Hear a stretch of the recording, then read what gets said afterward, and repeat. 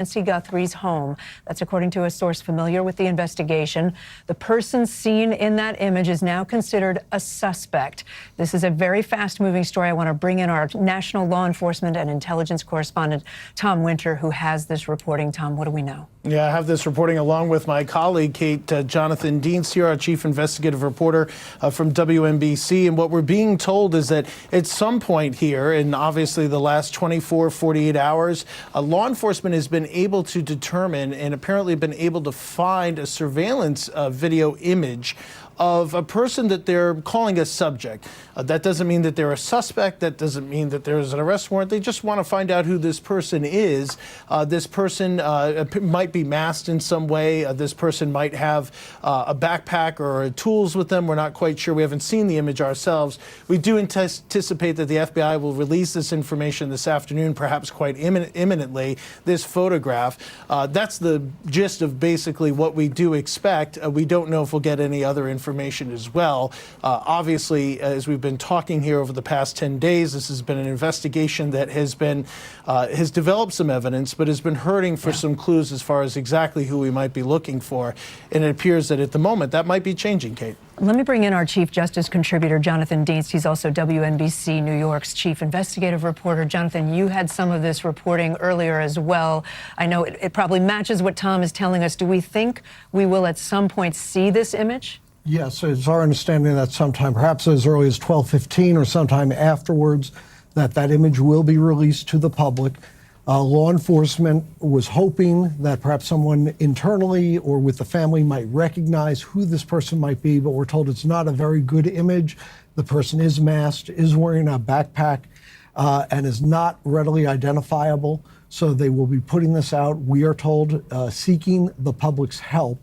And it could be the first possible break that they now have a lead, someone to go on to search as a subject in this investigation. To either of you, we have known that there were cameras at Nancy Guthrie's home for 10 days now. It's a bit surprising that it took this long to recover an image. Do we know why? Well, it is and it isn't, because what we know is that the Ring camera, according to the Sheriff's Office and the FBI, when they put out a timeline last Thursday, they released that and say one of the first things that they noticed is that the Ring camera had been snatched off the front door.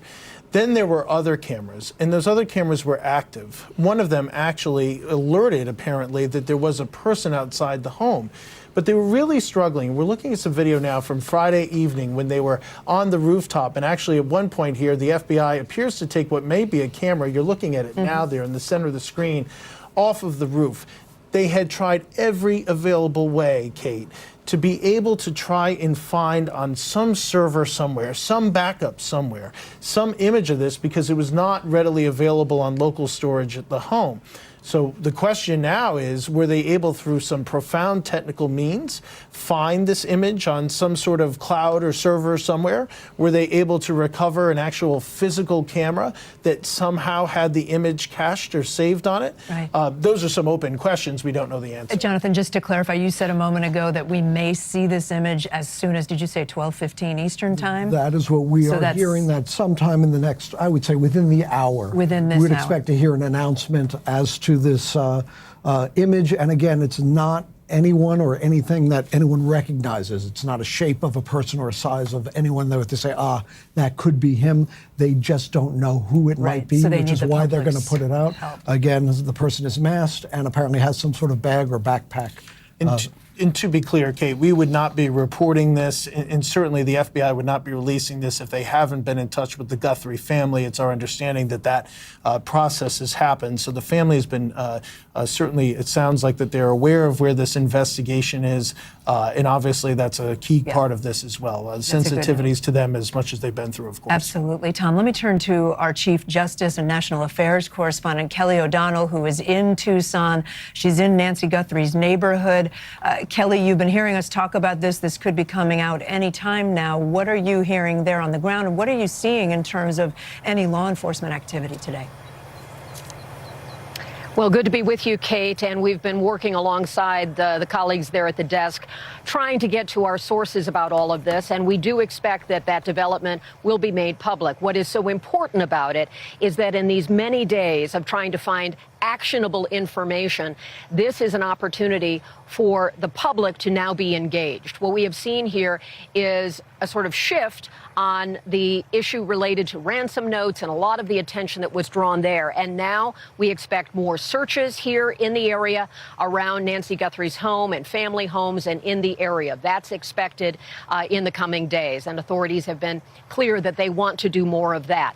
Any kind of imagery is the product of the kind of painstaking work we've talked about a number of times. When there has been this void of new information, work is still being done, and it produces this kind of an update that, again, is about a subject in the investigation, someone that authorities would like to better identify, be able to talk to. And this is that point where engaging the public, we saw from our friend and colleague Savannah, her message, the fourth family video, where she was talking directly to the public about wanting people to provide information or tips. Someone somewhere may know something, and that could be the kind of information that law enforcement can then take action on. We've also seen the collaboration between the FBI and a company called Clear Channel, which is in the advertising business. And across the Southwest region, from California to New Mexico to Arizona to Texas, there are billboards being shown in public to encourage the public to try to come forward with information. So often in these vexing cases, it is ultimately a tip. Someone who overheard something, knew something, the whole range of possibilities can help to direct law enforcement resources. They are considerable resources here. In addition to Pima County, which is, of course, the home-based agency here, FBI has brought in personnel from Phoenix and from other field offices around the country, especially those with special expertise, those who know how to review digital data, and this kind of photo would fit in that category. The cell phone data that can be so difficult to sort through, but ultimately can be very compelling if they can identify numbers they can associate with this case. So this is a critical point that allows the public to be welcomed back into this process in a new way with new information that, as our colleagues there have said, we expect to see made public in a matter of minutes. We've been talking to sources all morning to get a sense of what this means and where it's headed. And so we want to be careful to say this is one step. It is something that can add value, and perhaps it will produce more information. And of course, the work goes on. There's a 24-hour command center here in Tucson where FBI federal personnel, agents and staff and experts of various job descriptions are at work around the clock going through tips and digital information and all the investigative materials to try to produce the kind of lead that we're talking about right now. Kate? Kelly, appreciate all of that. Thank you so much. I'm going to turn back to Jonathan and Tom. You're working your phones. You're trying to get more information as we speak. Again, just to recap for folks, we are talking about a new image that shows a potential subject, is the word they're using. And we may see that image within this hour. And we think it was obtained, Tom, from some kind of camera that was on the property of Nancy Guthrie's house. That's exactly right. There were a number of cameras that were at the Guthrie house. There was a Ring camera that was snatched off the front door, and that was approximately 1:48 a.m. Saturday into the Sunday, so that's Sunday morning when she was reported missing. That kind of starts the chain of events here of when authorities first, from an evidentiary standpoint, say, whoa, there's a problem here. So that happens approximately 1:48. And then around 2:10, somebody is seen, and there's some sort of a notification that we're looking at the timeline here now, 2:12 specifically. A camera depicts somebody outside of the house. We don't know what camera that was. It almost seems as if, Kate, that there was some sort of a notification. If you have one of these cameras, you'll get an alert on your phone that says somebody's outside of your home and that there's somebody that's there. But they weren't able to locate the video associated with it because of the way that the system was configured and how it was set up. It just didn't seem like it was keeping a record. Google put its top engineers on it. They were working hard on the case. All the tech companies were reaching out to the sheriff's office saying, what can we do? We'll do whatever we can do to get this done. The FBI also has a number of assets that were there, a lot of their agents, a lot of their teams that are focused on this type of thing to see if they could get any video from any of these cameras. You're looking there at a FBI special agent, part of the evidence response team. This was taken Friday from an NBC drone above Nancy Guthrie's house. That's her house there. And they appear to remove something which could be a camera.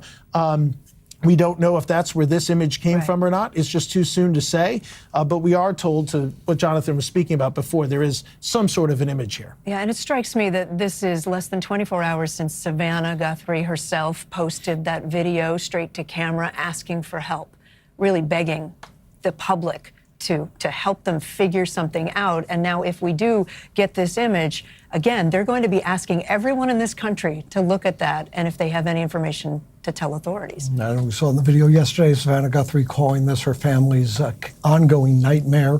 One important point to pick up what Tom was pointing out, that image, they do believe that image was taken from the time, in that timeline, of when that doorbell cam vanished, so 1:20, 2 a.m. So that image is from that. Again, it is grainy. It is a masked individual, we're told, with a backpack, and they're hoping by putting this image out there, by announcing this, by clearing this information and putting it out there, that someone, as you said, somewhere in this country will recognize him, provide a tip. Perhaps he's wearing an item of clothing that someone will recognize, something that will provide a new lead, a new break. But this is a significant development, a step forward in this investigation that's been going on for nearly 10 days now. And you know, as Jonathan and I know from a case you and I covered so well in the Boston Marathon bombing investigation, it was a hat. Johar Tsarnaev, who was eventually sentenced to death for his involvement in actually placing one of the bombs, he was wearing a white hat. He was known in the FBI system as White Hat. Who is this guy? And so what we saw there was that there was a backpack, a couple of backpacks, because they were carrying the bombs, had to be substantial in size. That was critical to the investigation. So maybe here somebody points out it's this type of backpack. Or if it's a rare backpack, it was only sold in this area at this certain time. That can help investigators. Of course, they're doing reverse image searches and all the tools the FBI has and reporters have to pore over all of this. But I think, as Jonathan was suggesting there, which is really important in these investigations, sometimes somebody just sees something that sticks out. Or I remember my relative or friend and I haven't talked to them in a couple of days. As we've been reporting for a week now, Kate, this is a solvable case. There is not a lot of evidence and not a lot of clues, but there are some, and over time you develop them. Let's hope for the Guthrie family that's been put through what effectively emotional torture here, that we can get some answers to. Yeah, that is everybody's prayer today. Tom, thank you. Let me turn to our NBC News law enforcement analyst, Jim Kavanaugh, who's with us as well. He's been following this case very closely.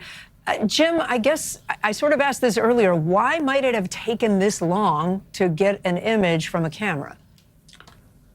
Well, I think that's just a technology, Kate. You know, they have to dive through it. The technicians at FBI and also Google or Nest or whoever's camera it is. I think it's very significant if this is a camera from Nancy's property, like Tom just described. If that's the case, it's very significant. It's a subject they want to interview. But I've had these on many cases. You know, we had it on the Eric Rudolph case where he killed a Birmingham policeman when I was agent in charge in Birmingham, and that tied into the Atlanta Olympic bomb case, and we had a picture of the bomber with a backpack, and it was just a blob, you know, and it went on for years. We couldn't identify him. We just saw it in the two bombs at Capitol. Image of the bomber video was released, and it took years to identify him. But here's what they want to do. If they can get that image out and say to the public writ large, look, do you know somebody who looks like this? And do you know where they were last Saturday night, Sunday morning at 2 a.m.? Were they gone under any unusual circumstances? You need to call us. And if in addition you've ever heard them utter anything about the Guthrie family, pre the event, the crime, or post the event, before or after, have they discussed it? Call us. Call us if you have somebody that looks like this. Just that. Call us if you have somebody that looks like this that you don't know where they were last Saturday night and you found that odd. And call us if somebody looks like this ever mentioned the Guthrie family. Because there may be just some small identifiers like Tom described, just a little thing on the backpack that looks unique. Something like that may help break this case, because what the agents need here now is an identity of the subject to interview. They got to interview the subject. And as Jonathan said, if this ties in with the timeline, at that time of morning, you want to talk to a guy that's skulking around Nancy's house at 2:30 in the morning when she disappears, clearly. So it's an important lead, and I think they have to leverage the public even more. Tweak their minds, get their minds thinking, I should call. It may be something small, but I should call. And that's how you break it. Jim, thank you so much. Just to refresh and remind people what we're talking about right now at this hour, law enforcement is expected to release a photo, a surveillance photo showing a potential subject in the ongoing disappearance investigation of Nancy Guthrie, the mother of our colleague Savannah Guthrie. Let's go to Liz Kreutz, NBC News' Liz Kreutz. She is outside the Pima County Sheriff's Office. Liz, we know from Jonathan and Tom's reporting that potentially they're going to release this image within this hour. Do you have any more specific information about what local law enforcement is doing? At this time, Kate, it really feels like the FBI is taking over a large part of this investigation, with the sheriff's deputies here really referring and deferring to the FBI. What I can tell you is that one of the most frustrating parts over the past 10 days has been the lack of images and video coming out. Part of that is simply a product of a series of unfortunate events. The fact that the landscaping of the neighborhood made it really hard for many of the neighborhood homes to catch any kind of footage of the street by Nancy Guthrie's home, because of the fact that it was so dark in that neighborhood, no street lights, and the fact that a lot of the vegetation is so tall, blocking many of the homes. And then another issue was just the fact that they've had trouble finding any kind of footage from Nancy's Nest cameras, because according to the sheriff's department, she didn't have a subscription. And if you didn't have a subscription, then it wasn't necessarily saving that footage. So what we know is that the sheriff's deputies and the FBI investigators have been working with the tech companies, and Google has confirmed to us that they have been working with the investigation here to try and see if on their end they are able to retrieve any of that data, if it was saved. And that's a long, tedious process. There's a subpoena involved. And so it will be interesting to find out if this has been a product of them being able to work with Google and the tech companies to find that image. But again, even though, as Jonathan and Tom are saying, it might be a grainy image, it might not show a lot, this is a huge, significant development after what has been an agonizing wait here over the past 10 days with no clues so far. Liz, thank you so much. I want to bring in NBC News law enforcement analyst Evie Pompouras, who's with us as well.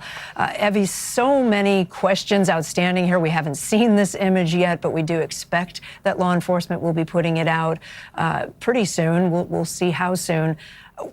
If you were part of this investigation, can you sort of walk us through how this all might have happened? What might have led to the point we're at right now? So there's a couple of things here, and Liz and I actually had talked before about a couple of things with regarding the video cameras and the security. A lot of folks make that error that when they put up cameras that it's recording, and it keeps that recording. And that's really paramount when it comes to security, to keep imagery and recordings for a period of time so that you can have it to go back to look at. So that's one area of concern. The other area of concern, and I'm glad Liz just brought this up, is that area. It's a very dark, a very desolate area. And one of the concerns I have, again, we don't have that image yet, but is what the quality of that image is going to be, how grainy it's going to be. Are we going to be able to see anything with that?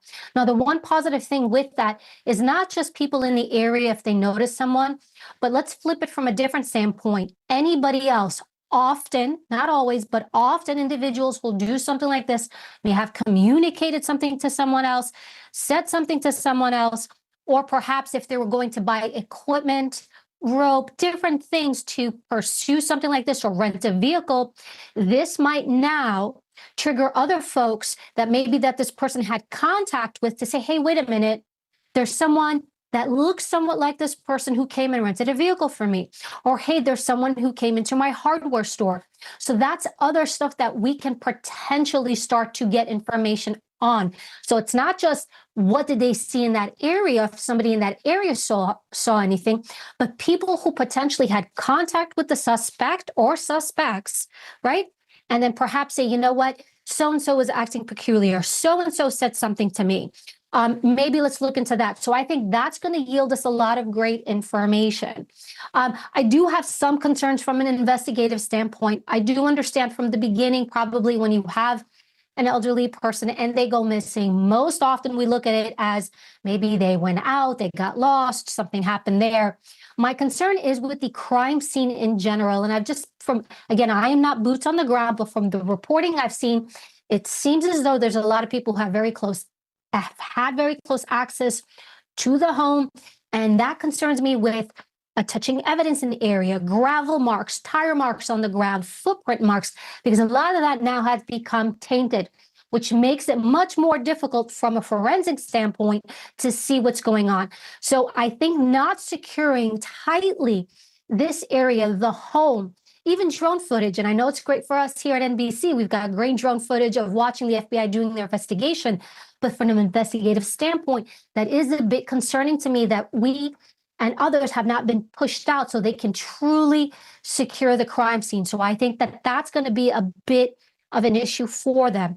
And again, the longer this goes out, it does become harder to solve. And I think it's not even about solving this. At the end, it is about finding Savannah's mother and making sure she is safe. That's really the critical point of this investigation. Evie, thank you so much for that perspective. Appreciate it. Tom, I just want to check in on that point. I mean, just the timeline of what's happened here. In the initial hours, they did think it was a disappearance, clearly. Right. But it seems like the sheriff wasn't sure whether there was, a crime or not. Am I right? Well, I think initially, it was reported as a disappearance. Once a sheriff's office got on scene and saw some of the things that we've been talking about, the idea that a camera was ripped off the front door, that there were some other things that were found. Now, according to the sheriff, blood that was found on the front steps, it started to become clear to them that this is a crime. This is not a disappearance. And so they actually dispatched homicide detectives initially to the investigation and started to work on it from that standpoint. They also immediately launched drones, helicopters. Those have the ability to have infrared cameras to be able to look for what a potential body. But I think the important thing that we've heard about from the family and from investigators is that Nancy Guthrie was of great mind mentally, had great health mentally, very sharp, very aware of her surroundings, what was going on, no problems at all. Physically, not somebody that could on her own walk very far or travel very far, certainly not in what is now very clear to us, obviously, the vegetation around there. This isn't in the middle of some dense urban environment where she could go to a store or something like that. So the family immediately had concerns, and I think once it became apparent that she was not immediately located on some sort of an aerial search or a ground search, that, whoa, this person was taken from here. And that's why on Monday morning you had the sheriff saying, look, this is a crime scene, and why you've seen such an accelerated federal deployment here over the last week, as they quickly became aware of the fact that this is somebody was taken, in the sheriff's words, from the house against their will and clearly taken some distance from here. How far that is, we just don't know. And even the president saying that he's monitoring this very closely. Let me bring back in NBC News law enforcement analyst Jim Kavanaugh. Jim, we don't know what we're going to see in this image, but can you walk us through what you would look for once we have this image in front of us? What would you be looking for as an investigator? Is it a still image or is it a video, Kate? Sometimes a video can help you identify a person, especially if you're someone who's very close to the person. A significant other, family member, co-worker. If you can see them walk, sometimes you can identify them. So we don't know if this may just be a still image. It's interesting. Tom's reporting here, and Jonathan, that he has a backpack. Well, what's in the backpack? That's going to be burglary tools. Probably a big screwdriver, pry bar to pull off something, maybe the doorbell, gain entry. You can just pry a lock open pretty easy if you have the right burglary tools. Maybe some zip ties to secure Nancy, a pair of handcuffs, maybe some duct tape. He's got the tools of his trade if he's the kidnapper. We don't know for sure, but if he's on the property at 2 a.m., this is a man you want to talk to. And if it were the kidnapper, I would want to be thinking out loud about what's in the backpack. But I think the commanders need to expand the minds of the people in the region that this fellow was probably in the area days before this happened. It's not his first trip if he's the kidnapper. It's not his first trip to the property. So he probably scoped it out, drove past it a couple of times before, and he might be seen on a camera at a business, a gas station, a quick mart during the week before. So everybody's got to open their mind when they see this image. You know, could that person have been in my store? Could that person have come by here, even in the week before? And just try to open the public's mind to the pre-offense behavior that might have occurred. You know, you're going to drive there, you're going to have gasoline. You got to put it in your car. You got to stop. You're human. You got to eat. You got to drink. These things can uncover an image. Look at the image of Mangione that was discovered at the hostel. He tried everything to do to hide his face, wearing a hoodie and wearing a mask, and he thought he was too clever by half. But then when the girl in Manhattan up north wanted to see his smile, he lifted his mask, and that's what got him caught. That's what got him caught. It was pre-offense behavior. He did that before, you know, he shot the executive.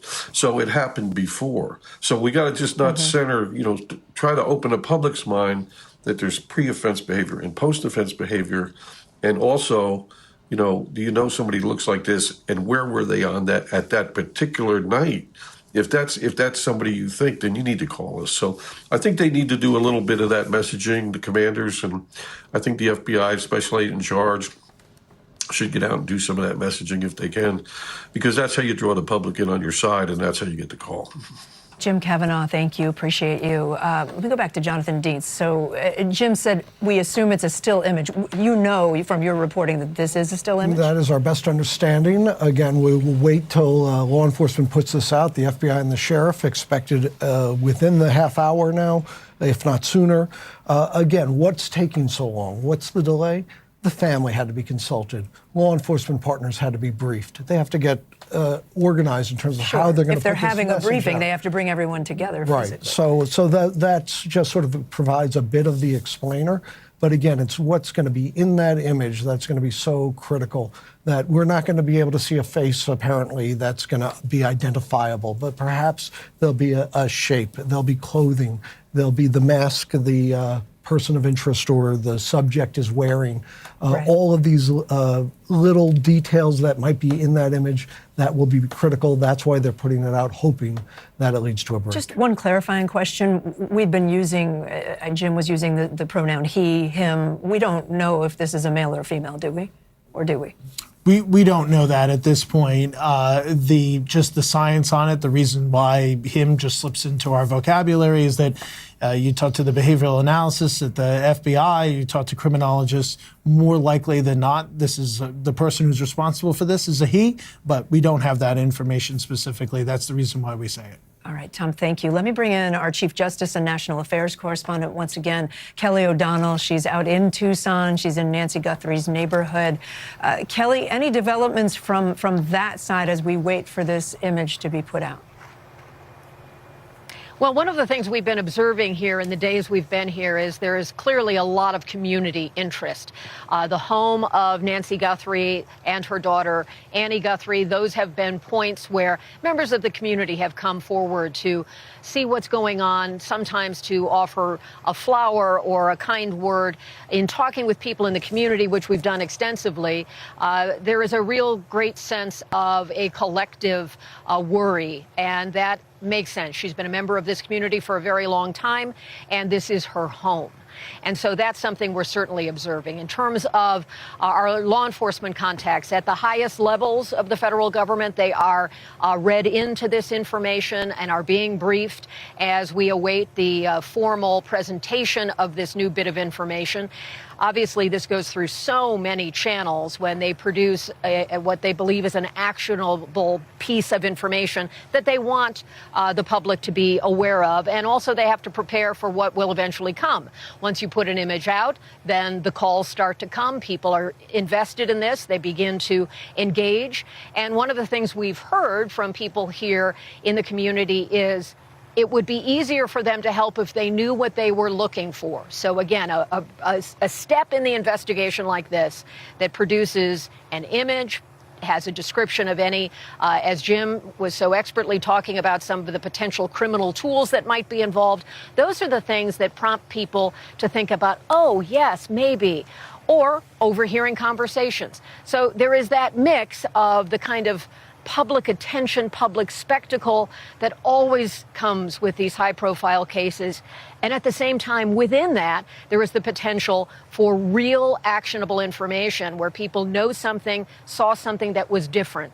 And of course, there is the nature of the high profile. The federal government has placed a lot of resources here. They want to be able to demonstrate progress. They want to be able to show that their tools are effective. And there will be more searches in this community. They've prepared us for that, telling us that will be happening. That may connect to this. I suppose when we learn more and play this backwards after we get more information, it'll be interesting to see which teams were directly involved and how critical that computer expertise and the ability to work with the host companies of some of these home security products and so forth, the cell companies, all of that is very complex and takes considerable time. And of course, in our sort of hyper moment of wanting advances and updates and information quickly, this is the real work of law enforcement as they are doing the things that hopefully will lead to something that produces a new step, a bit of information for the family. Of course, we've seen the family contribute with videos after they get this information. Perhaps that will also give them a sense of direction or other information they can provide. The Pima County Sheriff has talked about how they have been in contact with people who did regular services in the home of Nancy Guthrie, part of her life and so forth.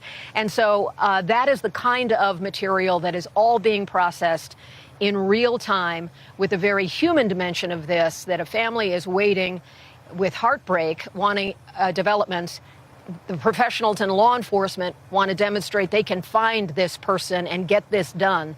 And so it's a confluence of real determination and a lot of emotion. Kate?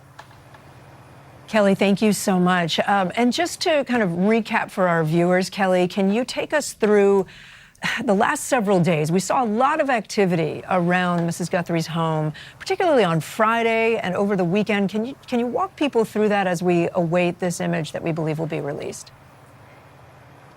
Yes, so after Nancy Guthrie was identified as being away from her home, missing in some form, that was a police scene that was controlled by the Pima County Sheriff. At some point, they released the home back to the family. Then you had the involvement of other law enforcement, federal resources, and so forth. In part, they want to come and be able to see the actual scene, to be able to process that, to be able to have their own assessment of it. This community is very different than a lot of suburban neighborhoods across America. Homes are positioned on angles. There is thick desert brush. And so there's not the kind of visibility you might have in a lot of American neighborhoods where a camera on the doorbell would show you your neighbors and all of that. That's been a complicating factor.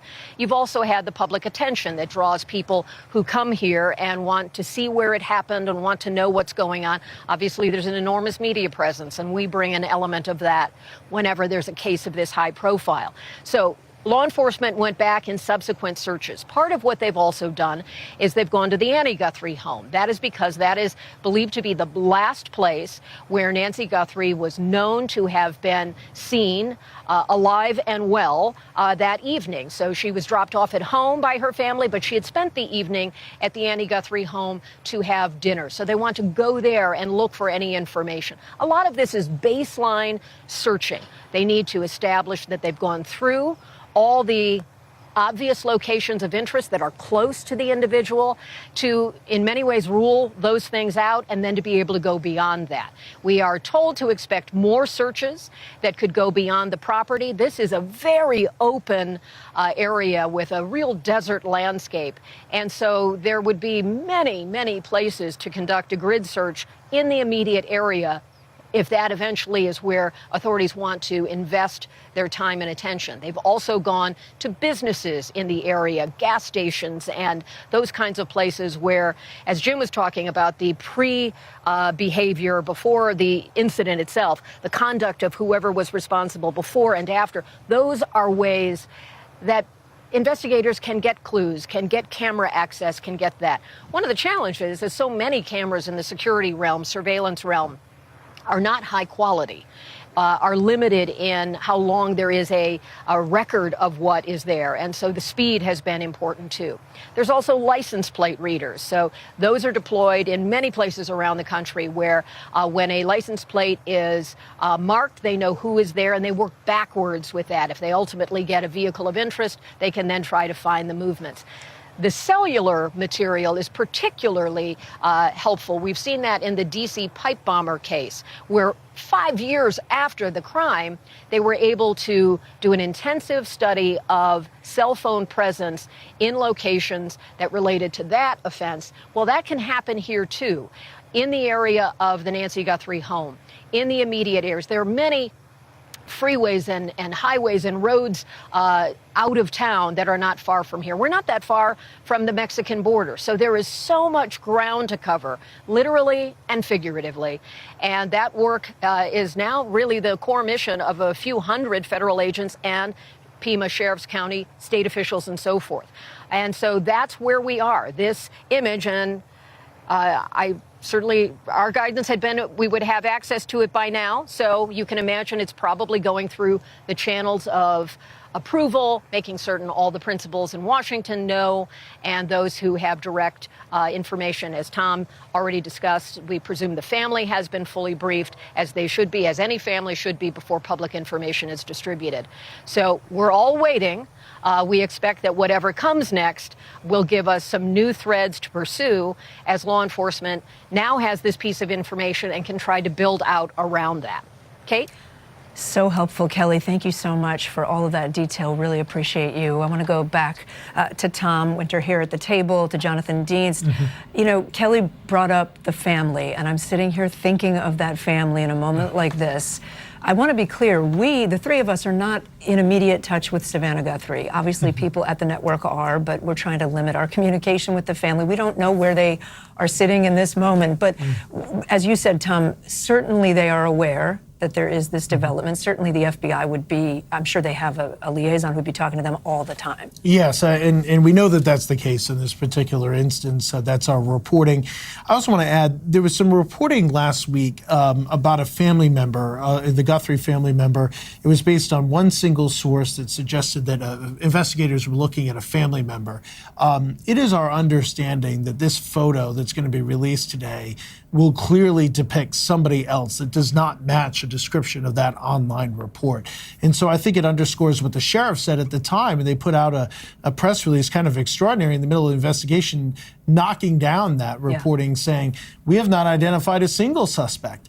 And for anybody who's been inside this investigation, really, this is one of the best clues that we've had so far other than this timeline, because it's been a very difficult case. Kelly was just talking about the cellular analysis, that's FBI CAS, Cellular Analysis and Survey Team, which has been responsible for certainly solving and gathering additional evidence on crimes before. It's been a very difficult case. We've been reporting about a vehicle that they've been trying to figure out if that is any way connected to this crime, going from gas station to gas station, trying to pull surveillance video from that area, pulling surveillance video from the various automated license plate readers, ALPRs, which, by the way, it's not just a license plate. They can punch in, I'm looking for a green Cadillac or a black Ford, and you would be able to find that vehicle. But it is important to note that none of the, apparently, based on this image, we have been told, several people in law enforcement have told us, this image does not match the description of anybody in the immediate Guthrie family. And so in light of that report, that's the only reason why. Yeah, I'm really glad you brought that up. And to be clear, that, as you said, that was an internet report and an outlet with one single source, which is not the way that NBC News pursues reporting. I would just broaden this out. This image is not of anyone they recognize. Our understanding is the family members have now been shown this. The law enforcement personnel, the teams that are working on this, from the sheriff's office, from the FBI, the various agencies, no one has any idea who it is who's captured in this image and whether this person in this image is in fact responsible. We're maybe getting ahead of ourselves, but there's this image. It matches in terms of timeline. The person has this mask. It has a backpack. It is very suspicious. It is very concerning. So they are going to be putting it out. We were told sometime after 12:15. We're now at the 12:45. Sometime in the near future, we expect to see this photo released and perhaps an explanation later from either the sheriff and or the FBI.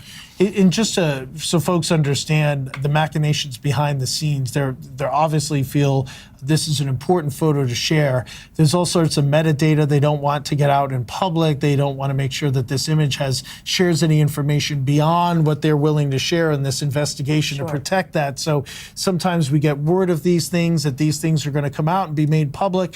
We report about them, but just want people to understand behind the scenes. To either of you, can you help us understand, maybe we could put that timeline back up on the screen. Do we know when this image was captured? Do we have a sense for where in that timeline, Jonathan, this may have happened? The best preliminary explanation we received is that it's from that doorbell cam that was knocked off, and that somehow they were able to salvage the image or an image from that camera system. So that was knocked down, as you see, they're disconnected at 1:47 a.m.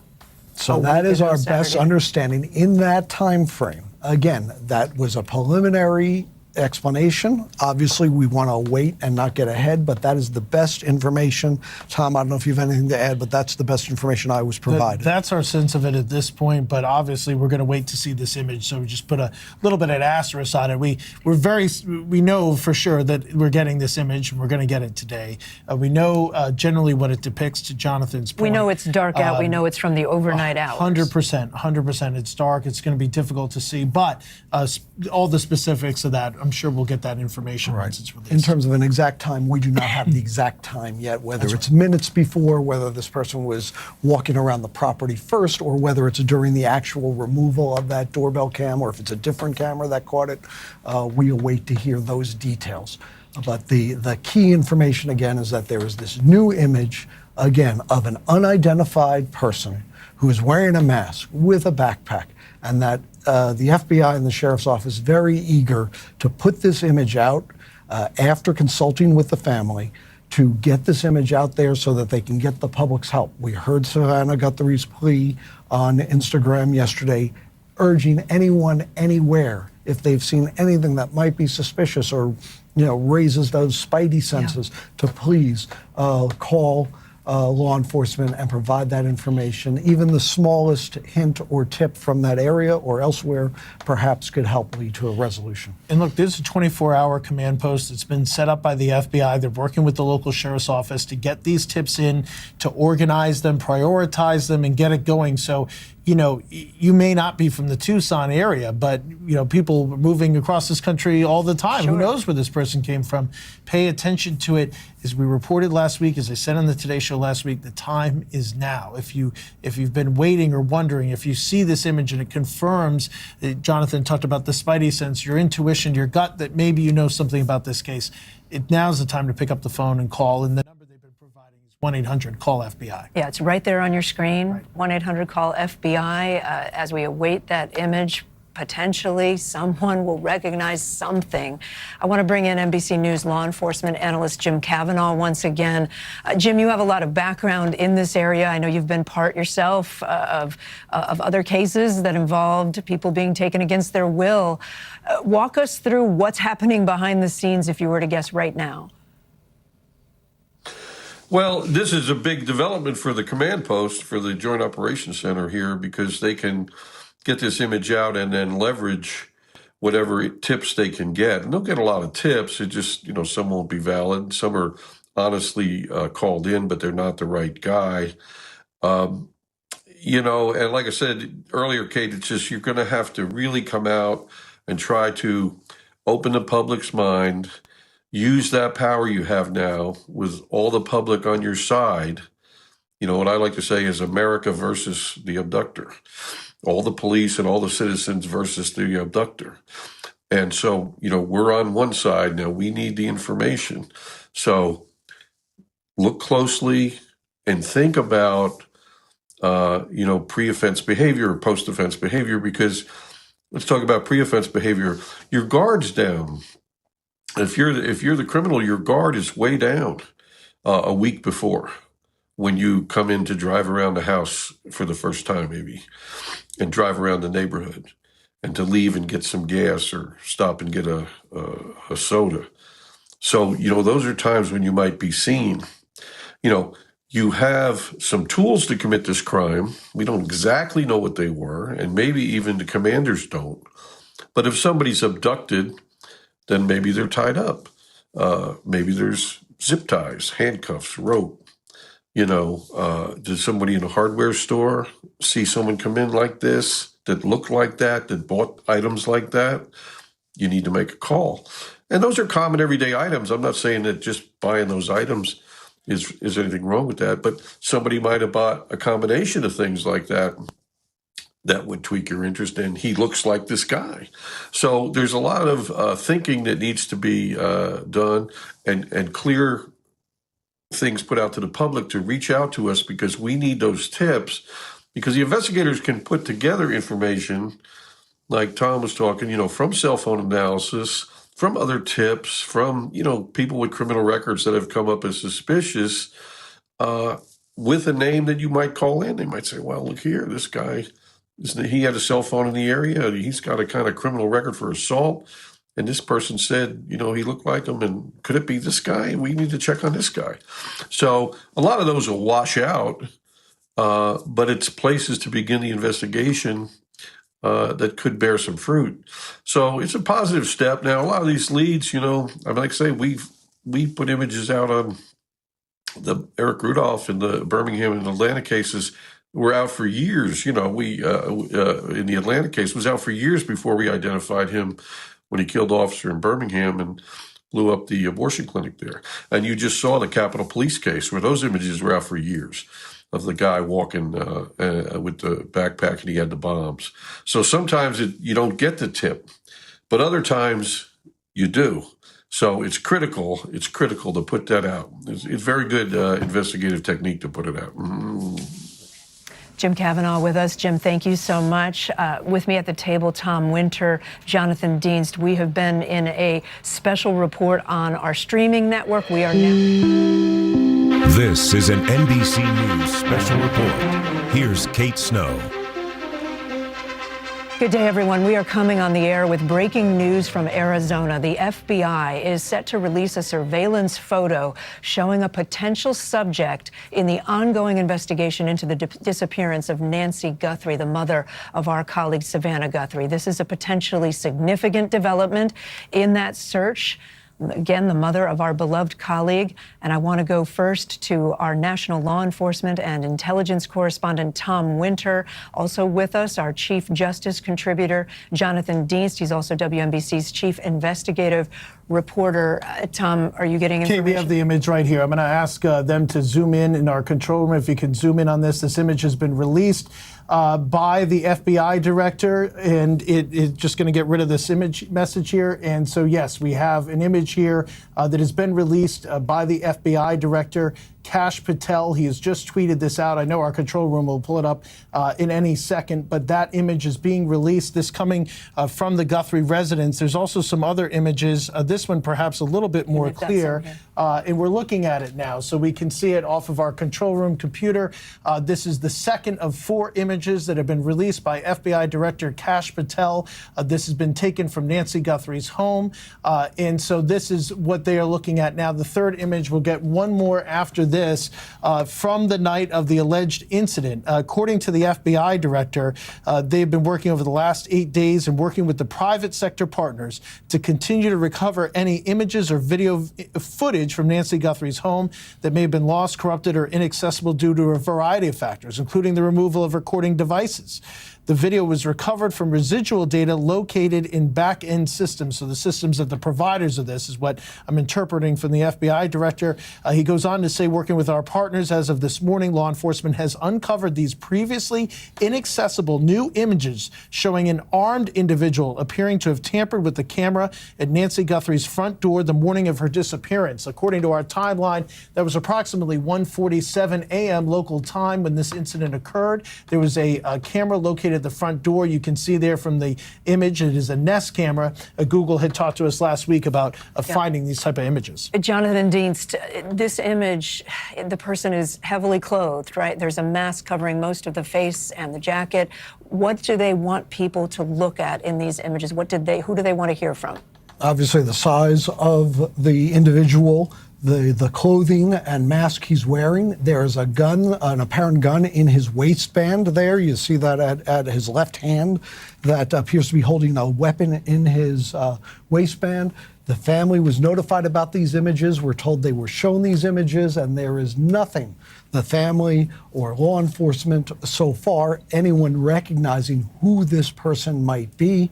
So they made the decision to put these images out, hoping someone somewhere may recognize this individual or the clothing or the items that you're seeing in these 4 images for that tip that might lead to a break. Really anything, Tom, that would, anyone looking at this and thinking, well, that maybe looks a little bit like someone I know, they should call that number. Pick up the phone, 1-800-CALL-FBI, do it right now. That's what they're looking for. That's what the family has been pleading for on social media. Give them a chance.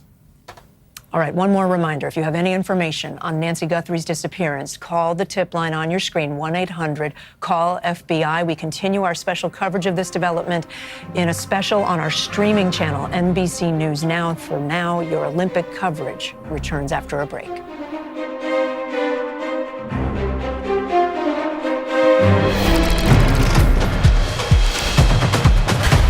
Kate Snow back with you now. We are with you on our streaming platform, NBC News Now. Obviously, that's where you're seeing us. We want to bring you up to date again. We want to show you these images that we are just getting in. These are new security camera images showing what they are calling, what law enforcement is calling, a potential subject in the disappearance of Nancy Guthrie. We have several images. We will scroll through them. Some are wider shots, some are more close up. You see an individual, obviously, with a mask covering most of their face. You see a jacket. There's also a backpack in some of these images. And you can see that the person, if we go to the wider shot there, left hand of the person seems to be over a weapon concealed in the waistband of their pants. I want to bring in once again Jonathan Dienst, who's been working on this for hours today.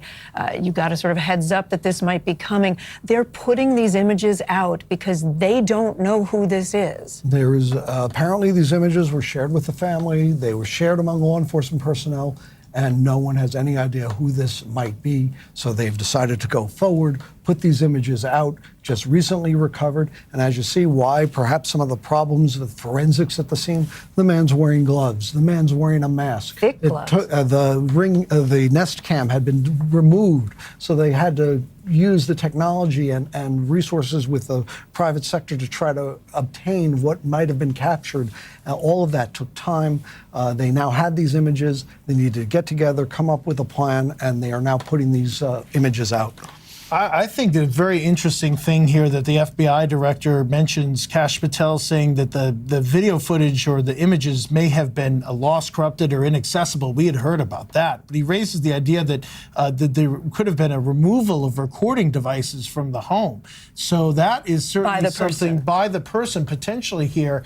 That is something definitely of interest. And how would this person know where the recording devices would be? That is a question. So there's a lot in here. I do want to touch on something we haven't had much of a chance to talk about if people have been watching us. Is this person connected to the person who has sent 2 messages to local news stations and TMZ in the first one, asking for money from the Guthrie family in exchange for Nancy Guthrie? We don't know that. We don't know if the person who sent the messages has any connection to this crime, if this person has any connection to those messages. I know people are going to think about that.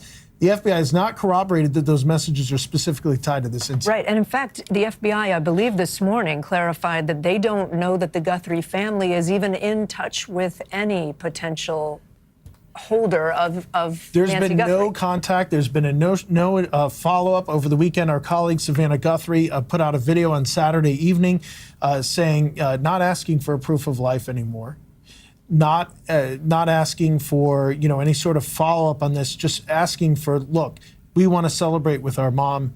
We just want her home, which is all the family's been asking for since this began, and saying we will pay you for that. There's been no follow-up communication, according from the FBI, in response to that message or some sort of deadline that might have been in effect yesterday afternoon. There's reason to believe that may not have been in effect. And so now we're in a situation where we're looking at images and that may or may not be tied to it. I think the FBI, I know the FBI wants the focus to be on these 4 images and people to be focused not on letters that were sent back or forth or that. Focus on this. Hear the family, hear the FBI, pick up the phone and call. Can we keep that image, that 4 shot up for just a moment? And Jonathan, can you just walk us through things you see here that might be helpful to someone trying to dissect these images? Looking at the image to the left, you clearly see the shape of the individual. You see the mask. You see, if you look at his left hand, that's over his waist. If you were to zoom in on that image, it appears there is a gun in his waistband. There's also the backpack, whether that involved burglary tools or what, as Jim Kavanaugh was discussing earlier. That is image 1. The second image, clearly he's showing the wearing gloves, as it appears he's going after that Ring Nest cam to tear it down off that front door. Again, part of the problem that some of the images were not attainable after that camera came down. The other question that strikes me as we look at the other 2 images, again, that appear to be as he's going at that camera, is he a lone actor? Yeah, he is the only person in that, but we don't know if he traveled to this home on his own or if he had any assistance, and how did he get here, if there's any vehicle. There was no images of that, but this, obviously, the first significant break in many days in terms of getting a possible lead, and hopefully someone out there recognizes an item of clothing, the shape of this individual. Even the eyes. I find myself looking at, that's the only skin exposed, I believe. Everything else is covered. Correct. You see the eyes. You see the eyes in that first image that we're looking at there. We've been looking at this panel of images that was just released by FBI Director Kash Patel. That first image on the left, what they'll do is they'll be able to look at the lens of this camera. They'll be able to look at the height of that archway leading into the Guthrie home. And they'll be able to actually get to a point, you're looking at the prime image right now, where you can, they'll be able to figure out the height, of the approximate height of this person, the build. They'll start to be able to figure out some of those details. You know what I don't see in the background? I don't see a car. That is true. I also want to show a shot. We've been able to zoom in on the left hand just to try to give people maybe a little bit, it's not clear, but that does look like a weapon tucked inside. Jonathan was the first to point that out just as we were getting the images in. Yes, it does appear to be a gun. I also look at the gloves and wondering if this individual is wearing multiple gloves, given the puffiness of the hands that we're looking at there. Clearly some sort of a surgical or leather type glove that we see from these images, but does appear to be a weapon in their hand. That's another interesting clue. If that's a gun, typically you hold that in your dominant hand. And there's obviously a lot less left-handed people in this country than there are right-handed. All little clues that investigators are going to be looking at as they pore over these. I'm also curious what's in his left hand in that third image, looking from left to right. Was there some sort of a decoration on Nancy Guthrie's door? But again, he seems to be reaching out with his left hand, but we also see his right hand being used. Not quite clear what that's all about, but that would be more information. But right away, as soon as we had a chance to digest these images, I'm looking in that first of the images, the one we were just looking at, and it does not appear that there's a car in the background. So was that out on the street? Was that up front? Did this person know to leave the car in the street, knowing that it would be difficult to see? Did they walk? And about 15 other questions we could start to ask. So a lot of information here, but we do know that this had a semicircular driveway. We've seen from our own video. So somebody could have been able to park up close. This person clearly believed that they could not or did not, perhaps because they're aware of the security camera system. Let me bring in our Chief Justice and National Affairs correspondent, Kelly O'Donnell. She is actually in Tucson, in Nancy Guthrie's neighborhood. Kelly, as you look at these images, what do you want to point out? Well, the first thing is I think we need a moment to just say how chilling this is. After all these days of waiting, now we have an image of someone who clearly has the tools and the dress of someone meaning to do harm. So just taking a moment to acknowledge that for the family, for the community, for the public is certainly important.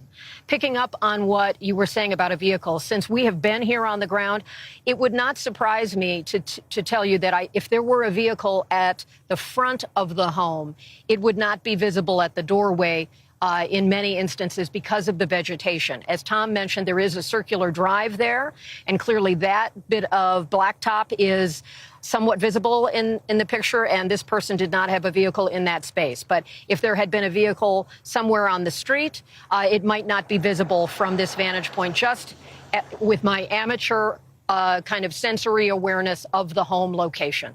I'm also struck by the question of left-handedness. I happen to be left-handed, and I noticed that someone who is holding a weapon to the left hand, typically a dominant hand would be what you would see, or they're ambidextrous, or they have more things they've got to deal with. All of those things now become the tiniest of clues that help the public.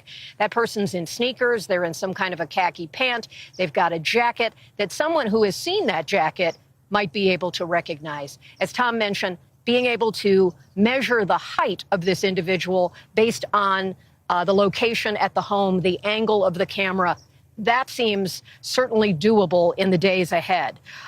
There is also, I'm told from sources, there has been important private sector help here with the companies that are responsible for things like the specific camera or the specific software. That's a piece of this as well, and also speaks to the time and the complication that can be involved. So you've got law enforcement who are looking at things like the physical evidence at the scene. Then they're looking for how do we access and get the data from camera or server or software or hardware, any of those elements. And I'm told that private sector cooperation has been important.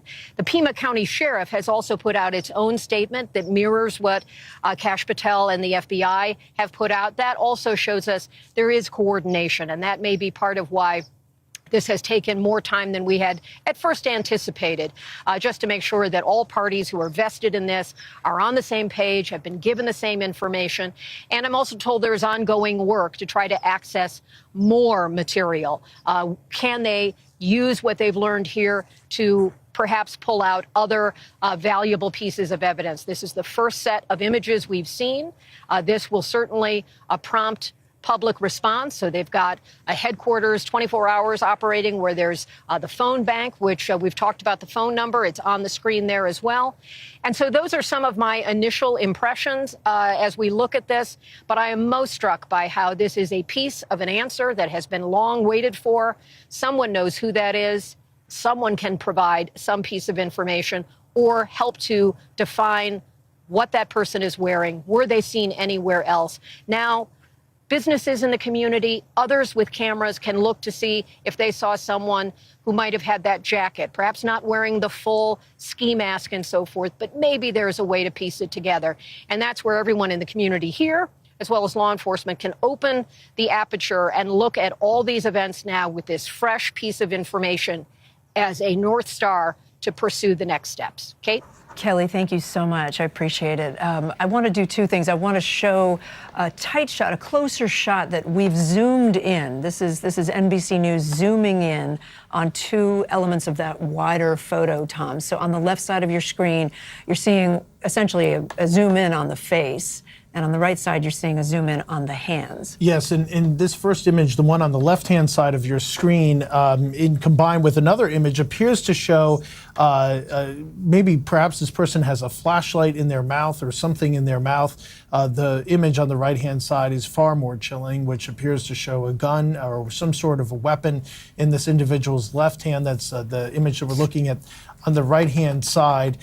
Did want to call attention to something our colleague Andy Blankstein, who's not here. Andy covers West Coast law enforcement. He's on the ground in Tucson for us, helping run our operations and report on it there. He had mentioned the clarity of the images, and have these been enhanced in any way, or have they received any sort of additional enhancement? But look, they're very clear here. Kate, you pointed out the eyes, and I want the public to know this is not a decision the FBI takes lightly. So the FBI would have already said, this is not something that you could really use facial recognition for, but the FBI would have said, do we have any other video anywhere in our investigation that we can tie back to this person so we don't have to release this image? Right. This was a big challenge with the Boston Marathon bomb, big debate, big decision about whether or not these images come out and are made public. So that's number one. Because they don't want to impede their You don't investigation want to impede the later investigation. or the trial. You want a chance at this moment. If the FBI had a lead to go on based on these images, they would have kept it to themselves, because they would have been able to try to get this on their own and not create what we're going to see now, which is whoever did this, they are also letting them know we have some images of you. So it's a real tricky decision. But it is a decision that is important. I think that's the reason why they are so urging the public to help, because this is them saying, we've got this great clue, we've done everything we can, now we need your help there. But it is a real debate and something they think about. If you're just joining us, we are showing you new images that were put out by the FBI Director Kash Patel, 4 distinct images here of a person that they are calling a potential subject in the disappearance of Nancy Guthrie, the mother of Savannah Guthrie, of course, the co-host of the Today Show here on NBC. The images, as Kelly O'Donnell pointed out, are tough to look at as friends of Savannah. I mean, this is someone who pretty clearly was not intending to be identified. And in the third image there, you see wires. We assume that's him trying to disengage the camera that we now have these images from. Tom Winters with me, Jonathan Dienst with me. This may be unanswerable. Is it possible to take black and white images and turn them color? Like, would it be possible for the FBI to figure out what color jacket that is? I think there are probably some technology that could help them with this. I was just, as I was looking at these pictures, saying, okay, you have a sense of the jacket, you have a sense of the lighter colored pants, and you look down, if you zoomed in at the feet, what appears to be sneakers, what appears to be running shoes, on top of the possible gun in the waistband there. Those are all of note, so you could figure out height, weight. At this point, you can't really determine the race of the person, given the mask that they're wearing and the dark setting that this image is in.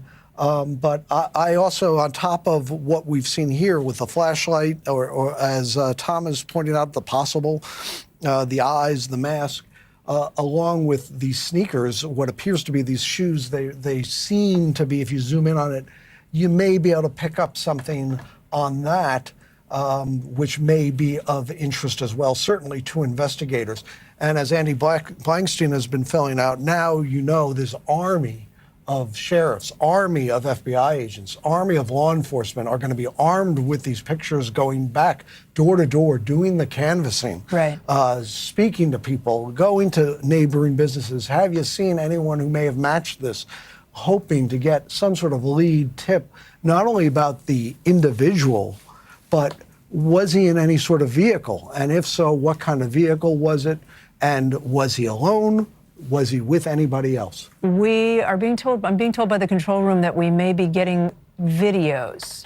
We do not have them at NBC News just yet, but we're told we may be receiving some videos. Let me go to Kelly O'Donnell, who's out in Tucson for us. Kelly, do you know more? Yeah, so directing our control room to Kash Patel's X account, there are now videos of, based on the images that we've been talking about for this period of time that are still images. You can see movement. That, of course, is always helpful to give people a sense of a person's bearing, their gait, and so forth. You also see a bit of the movement in trying to disengage the camera and so forth. This is critical because it's also a demonstration of the ongoing work that has happened today. So when we were first given guidance to be monitoring for this, we knew there were images. That work has continued behind the scenes with the experts who are deploying this kind of skill level to first get out the first image, and the work goes on to provide these videos. This will be critical. It appears they're from the same spots that we had seen in the still images, but again, movement is helpful for people to be able to understand what was going on, have a sense of who this person might be. You see the person moving away from the doorway and so forth. So I think there's potential probative value here for law enforcement, as well as that tip quality for a person who might know this individual, have encountered them, and so forth. Just for scene setting, we know that the highest levels of the Department of Justice have fully been briefed on this. We know that the president has remained very interested and getting briefings on this. I've been out to the White House. I haven't heard a specific if he is tuned into these latest developments, but we know it has been high interest, so I have confidence that he has been alerted to this as well. That's part of the coordination that's been going on and part of this technical work.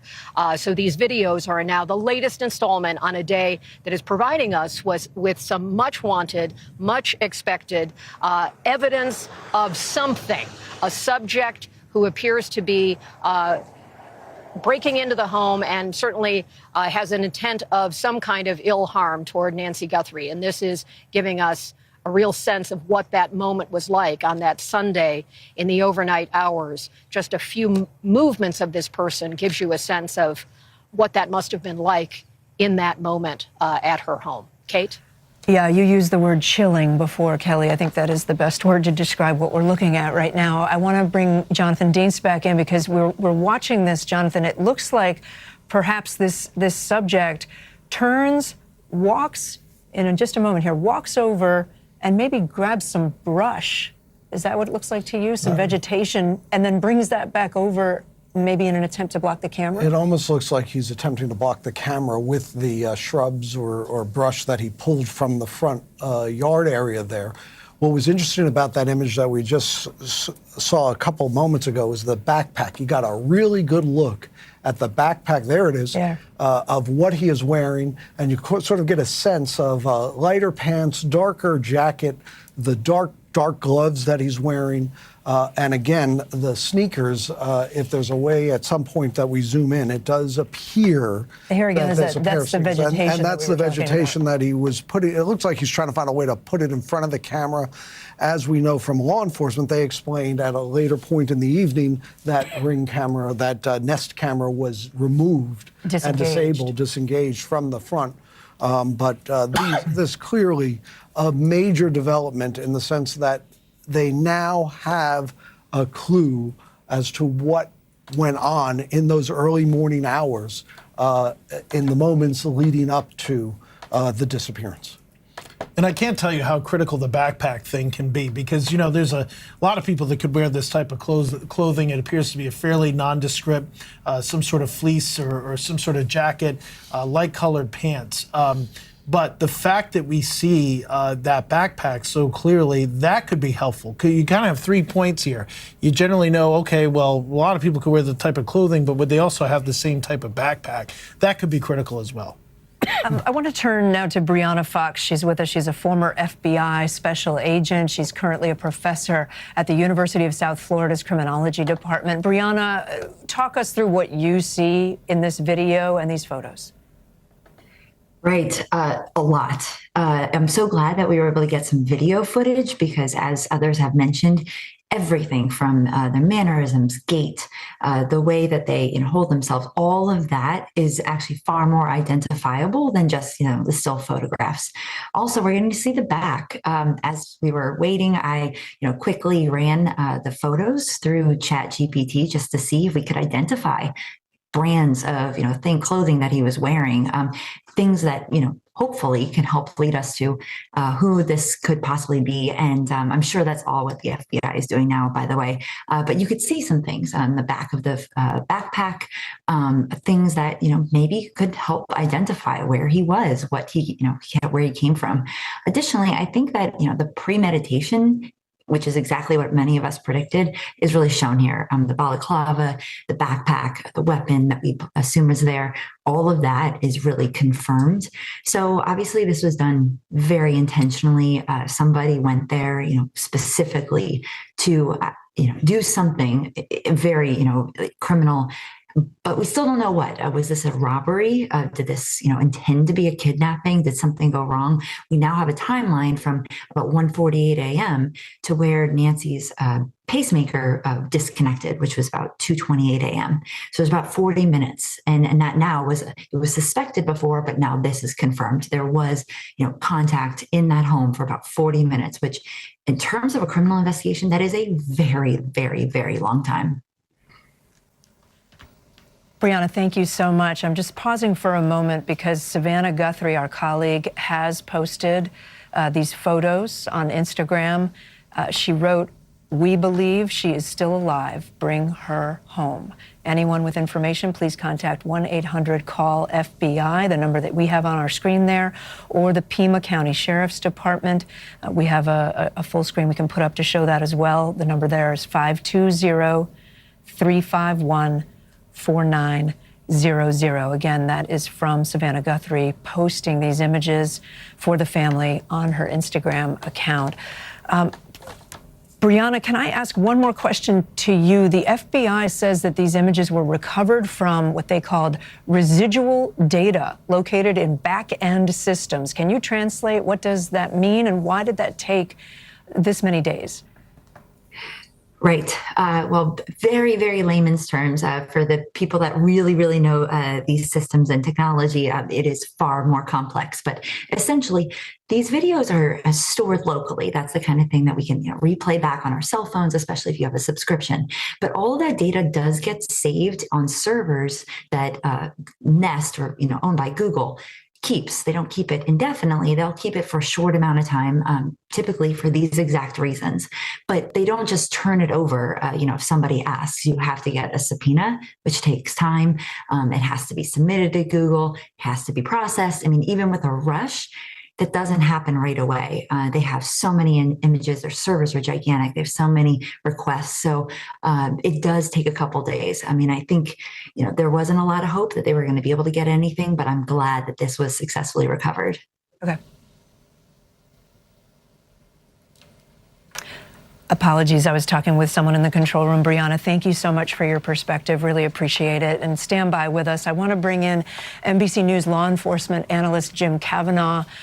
Jim, we haven't spoken to you yet since these images and this video came out. Your observations, and maybe you could speak to why you think law enforcement is putting this out there. As we were talking about earlier, this isn't a decision that I'm sure that they take lightly. No, I've made these decisions in the command posts, and I think they're doing the right thing. They're leveraging the public's help here, Kate. Very significant throughout. The stills and the video are all going to help. They need to put a still out of just the backpack, or hopefully people will just stop it and use that so they can identify it. The backpack is very full. So what's in there? Do they have some kind of a clothes or a tarp or a sheet or something to throw over Nancy? It's packed full, that backpack, and it's an identifiable backpack. People will be able to tell the agents to make and model and so forth, but it's chock full. So it's interesting on that point. Maybe there's some food in there too, because they were going to secrete her, take her to some remote location and planning on feeding her or feeding themselves. It's very interesting. The gun is in a position we call appendix carry. It's a very common position to carry a semi-automatic pistol. This is a semi-automatic pistol in an appendix carry position in a holster. This is a right-handed guy. That gun is not drawn from the left hand. It's drawn by the right hand. And I think what they, the command post would behoove them to go to ATF's firearms technology branch. They're the world's foremost experts on firearms. They have 8,000 firearms there in their laboratory, and those experts can identify that pistol from close-ups. So they'll be able to look at that and you know, be able to say, if anybody can, what kind of a pistol that is. They can look at the magazine, the end of it, the way the handle slides up. They'll be able to tell, I'm sure, if they can get that picture blown up or enhanced. His behavior, and you guys are exactly right, he picks up some brush. He's trying to hold it in front of the camera. When he rips the camera off, he kind of tries to bang it with his right hand or shield his face. I noticed on the fourth still image, when they're shown in a row there, the still images, that it looked to me like when his face is shown that he might have a mustache. If you look at that still image, you know, when the stills were first released, the shadow is going across his face. You can clearly see the shadow. It's above his mouth. And yet, when you look through the hole in the mouth, it looks to me like he might have a mustache. Now, it's not definitive, and it's not enough of a close-up and enhancement, but I think they can do that and look at that because, you know, when you look at it, you think, well, could that be a shadow? Well, the shadow's not there. The shadow seems to be above there. So that's something I would look at is, could there be a mustache there?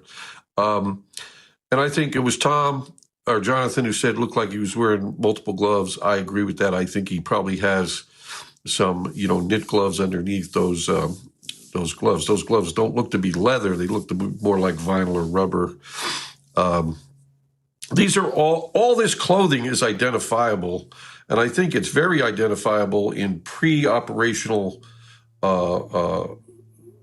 crime, pre-crime behavior. I mean, I think that he could have been in a store, and you'll see that the backpack with those reflective, shoulder connectors there. That's an identifiable piece, and he's carrying a lot of kit in there.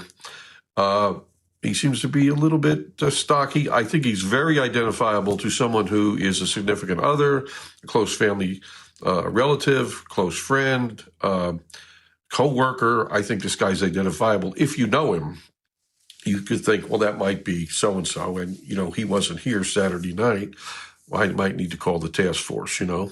I'd call him the $50,000 man. If you know who he is, there's a reward out for $50,000 for the abductors. And this guy clearly is at 2 o'clock in the morning at Nancy's house, you know, with a pistol wrecking her doorbell. So very significant release. The videos are good. The stills are better. You know, get a still out of the backpack, get ATF help on that pistol and even the holster and see if you can do some identification there. The shoes as well. I mean, each little piece. Even the face mask could have been purchased a week prior to the abduction. And somebody may remember that. Person, a mask like that, wearing a jacket like that. So there's a lot of evidence here that can help the task force to, you know, establish a lead here that's viable. Kate? Jim, thank you. I want to take a moment just to acknowledge the family in all of this again. Again, this is the mother of our friend, our colleague, Savannah Guthrie. And if we can, I want to show the post that Savannah posted just a few minutes ago on Instagram. She puts the picture of the person, the subject, and then she writes, "We believe she is still alive. Bring her home." Tom and Jonathan, those words matter. We believe she is still alive. Does that tell you anything? It tells us the belief of the family, which, seeing as how they're the victims of this crime, besides Nancy, of course, is the only thing that matters. And so that's what it tells us. And it tells us that they're keeping their hope. Savannah and her family believe in the power of prayer. And so they're clearly watching this. They're clearly believing in this. And that's what they've asked for, that she be brought home and she be brought home alive. And they have to keep that hope alive. And that's who they are. So I think that's what it tells us, number one. Two, speaks to our point. Obviously, the family was briefed on this. I think it bears reiterating the family has not been able to identify anybody from this, and there's no close contacts with the family that appear to be this individual as well. And not just, there's been some reporting over the past week that was knocked down by the sheriff's office on that point, but I think it bears repeating here. Is it also possible that the family knows more than we do?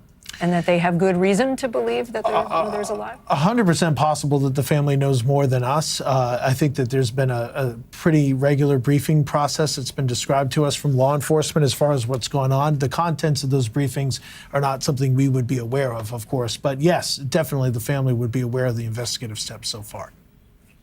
I would just add, up until these videos and photos today, I think there was really some concern and frustration among the law enforcement professionals as to how few clues and leads that they had. And we've seen so many avenues that they've explored all at the same time, you know, from searching vehicles and houses and going to stores and various drone flights over a property to try to come up with a clue and a lead. But now they have this lead and they can build off this, and it's all systems go as they work with these videos and photos.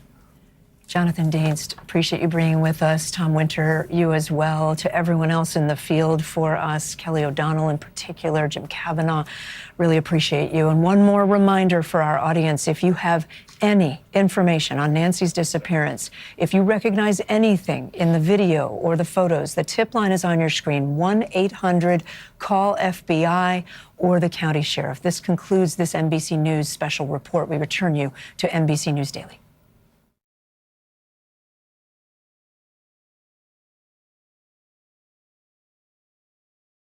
With that breaking news in the search for Nancy Guthrie, the FBI releasing photos and video of whom they are calling a potential subject